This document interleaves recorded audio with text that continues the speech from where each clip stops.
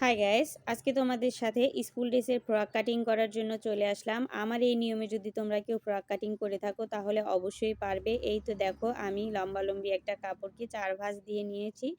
তো তারপরে আমি নিয়ে নিব মোহরার মাপ। তো মোহরার জন্য এখানে 5 ইঞ্চি নিয়েছি। তোমরা যখনই 32 বা 34 এর একটা কামিজ কাটবে বা ফ্রক কাটবে তখনই তোমরা মোহরা 5 ইঞ্চি নিবে। যদি বেশি নাও তাহলে কিন্তু আর কি মোহরাতে আসবে না, খারাপ দেখা যাবে। আর গলা নিয়ে নিলাম 2 ইঞ্চি আর চওড়া নিয়ে নিচ্ছি 5 ইঞ্চি। কেউ যদি তোলা গলা নিতে চায় সেক্ষেত্রে পিছনে আর কি 3 ইঞ্চি দিলেই চলবে। আর মোহরা নিয়ে নিলাম 6 ইঞ্চি। তো আমি সব জায়গাতে একটা দাগ করে নিলাম। তারপরে আর কি আমি একটা স্কেল দিয়ে মার্জিনগুলো টেনে নিব। তোমরা যারা নতুন আছো, কাজ শিখতে আছো, তো তোমরা যদি এইভাবে কাজ করতে চাও তাহলে অবশ্যই একটা স্কেল আর এরকম শেপ কাট কিনে নিতে পারো। তোমরা যখনই শেপ কাট দিয়ে এভাবে দাগগুলো টেনে নিবে তখনই সুন্দর হবে ড্রেসটা। আর এই তো আমি জামার নিচ থেকে 3.5 ইঞ্চি নিয়ে নিলাম আর লম্বা নিয়ে নিচ্ছি 5 ইঞ্চি। তো এইগুলো কিন্তু তোমাদের দেখে একটু বুঝে নিতে হবে যে আমি দাগগুলো কোথা থেকে টানছি। তো তারপরে আমি মোহরার দাগটাও দিয়ে নিলাম। এখন হচ্ছে আমি বডির হিসাবটা করব। তো আমি কিন্তু প্রথমেই বডি মেপে আর কি দাগটা দেইনি। তো এখন আমি বডিটা মেপে তারপর সেট করছি। এখানে হচ্ছে আমার 34 ইঞ্চি। তো 34কে আমি 4 ভাঁজ দিয়ে এভাবে মার্জিন করে নিচ্ছি। তো দেখতেই পাচ্ছ 4 ভাঁজ দিলে হচ্ছে 4 ভাঁজে 2 পিস। তো তোমার বডির মাপটা চলে আসবে। আর কোমর হচ্ছে 30 ইঞ্চি। তো 30 ইঞ্চিকেও আমি 4 ভাঁজ দিয়ে এইভাবে ফেলে আর কি মার্জিনটা করে নিব। দাগ অত সময় নিয়ে হিসাব করতে যাব না। এই কারণে আর কি ফিতা ধরে 4 ভাঁজ দিয়ে নিলে সহজ একটা মাপ চলে আসবে। তো তোমরা যারা নতুন তারা এভাবে করে দেখো। অনেক ইজি একটা টেকনিক। আমি এইভাবেই নতুন থেকেই কাজ করে আসছি। তো আমার কখনো কিন্তু মাপ নিয়ে কোনো সমস্যা হয়নি।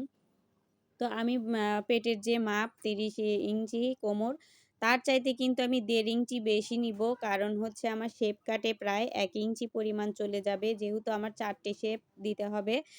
সামনের পার্টের 2 টা আর পিছন পার্টের 2 টা, এইজন্য আমি 1.5 ইঞ্চি বেশি নিলাম। তো এই তো এখন হচ্ছে আমি গোল গলা কেটে নেওয়ার জন্য গলাটা রাউন্ড করে গোল গলাটা কেটে দিচ্ছি। তো তারপরে মোহরাটাও কেটে নিব। তো এই তো কাটা হয়ে এলো। এখন হচ্ছে প্রত্যেকটা জায়গায় আমি একটু টিক চিহ্ন করে মার্ক করে নিচ্ছি, যাতে আর কি আমার সেলাই দেওয়ার সময় আমি বুঝতে পারি যে আমার কোন জায়গা দিয়ে সেলাইটা যাবে। তো এইভাবে যদি তোমরা কাজ করো তাহলে কিন্তু তোমাদেরও অনেক সহজ হবে। নতুন যারা কাজ করে তারা কিন্তু আসলে সেলাইটা সোজা হয় না, উল্টাপাল্টা করে দিয়ে বসে। তো তখন যদি এভাবে টিক চিহ্ন দাও তাহলে কিন্তু সমস্যা হবে না।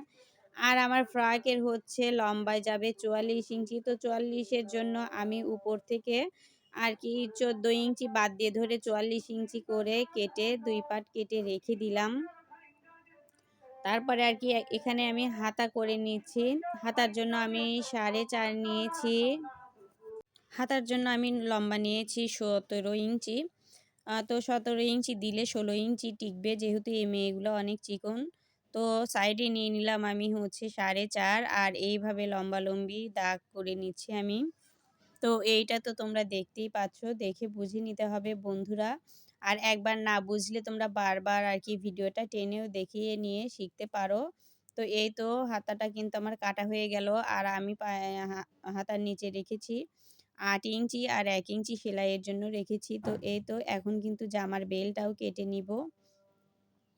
তো জামার বেল আমি বেশি মোটা করে কাটবো না, এতটুকু দেখা যায় 1.5 ইঞ্চি পরিমাণ রাখলেই হবে। 1 ইঞ্চি টিকবে আর হাফ ইঞ্চি সেলাইতে চলে যাবে। আর এখন আমি গলাটা ফেলে সুন্দর করে একদম গলার পটিটা কেটে নিলাম। অনেক সহজ, তোমরা অবশ্যই ট্রাই করে দেখবে, পারবে তোমরাও।